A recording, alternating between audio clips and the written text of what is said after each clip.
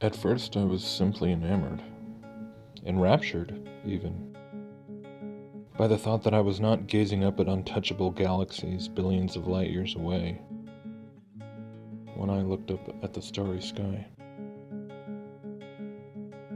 The realization that the Antipodes were really just a myth that somehow had turned to fact.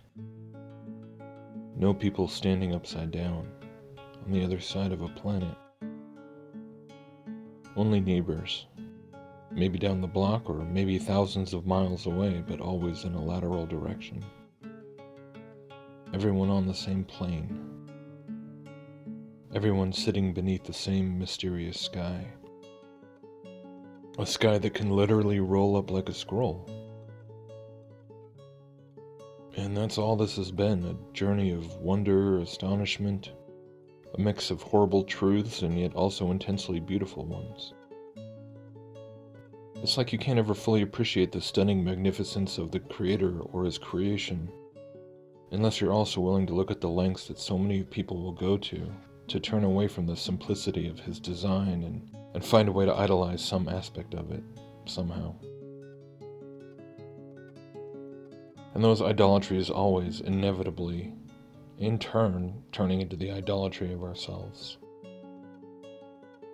And the funny thing about idolatry is that it's like a weed that you can never seem to rip out all the roots. It just keeps coming back again and again. And after the few short years I've spent on this plane, through all the searching, through all the anguish and despair and newfound hope and utter amazement and all the rest, it is that same idolatry of self that I've found myself being faced with at many different stages, both in terms of people and various positions of my life and inside of my own self. And it's a never-ending frenzy of building shrines, constructing our own little legends, our own little legacies, miniature epics, making a name for ourselves, having a voice, creating some buzz, building a brand, making a mark.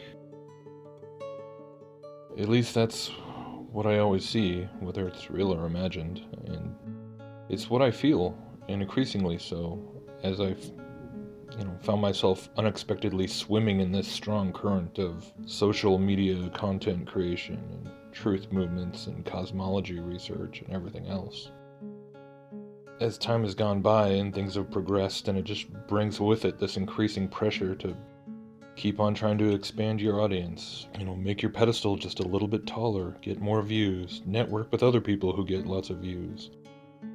I mean, we've all been programmed since childhood through video games to always want to get a higher score, and social media as a whole fundamentally exploits that programming, and so there's this Pavlovian thing within each one of us, always wanting to get a higher score, a higher number. But, we can disregard all of that because, well, we're doing it for truth. I mean, we're using the system against itself, right? We're taking down the system from the inside. And so we press forward. Be a voice, be a face, be a brand, but be a truth brand.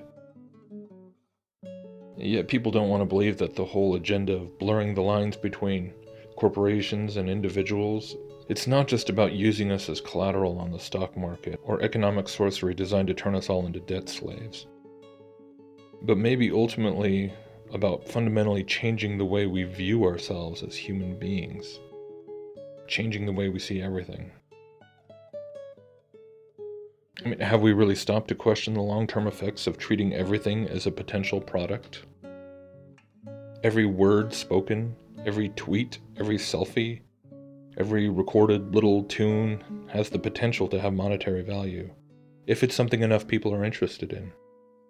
All data in the world now functions as a commodity that is subject to the speculative market of freakonomics. The craziest thing about the fiat currency system is that no one's been forced to use it. No one ever had to choose between jail time or execution and spending a dollar bill at a store. It was given to us, and we were just taught how to then monetize and break down everything in the world according to dollars and cents.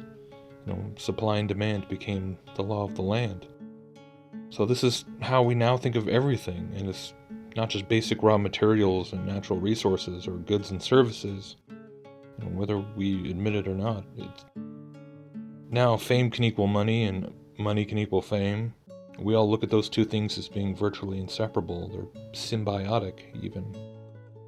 So I suppose it's not surprising then that when we've been programmed to think of information as just another form of currency, and currency is something you have to spend in order for it to do anything, that we treat this supposed highest of all ideals, the truth, in this same way, in accordance with all the language and protocols of commercialism.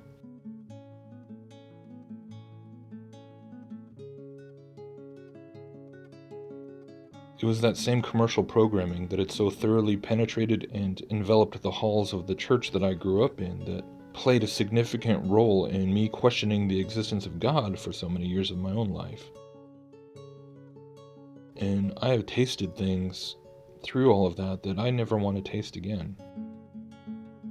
I've learned many lessons the hard way, and I lost a lot of relationships because I couldn't stomach the hypocrisy of letting the gospel be sold like a product and letting the church be treated like a business.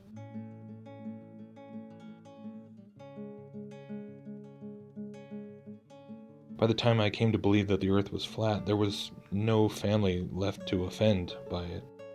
Every bridge was already burned, because that had been the hill that I had already died on. That was where I had already taken my stand, the rejection of such idolatry through commercialization. So yeah, here I am, and I could probably choose to do what so many else are doing and just ride this thing as far as it'll go and see how many interviews I could do and how much buzz I could create and maybe how many books I could write or how many conferences I could manage to get invited to and make a real name for myself, become a voice, become a face, become a figure, and build a resume, build my own little podium, my own little stupid online shrine.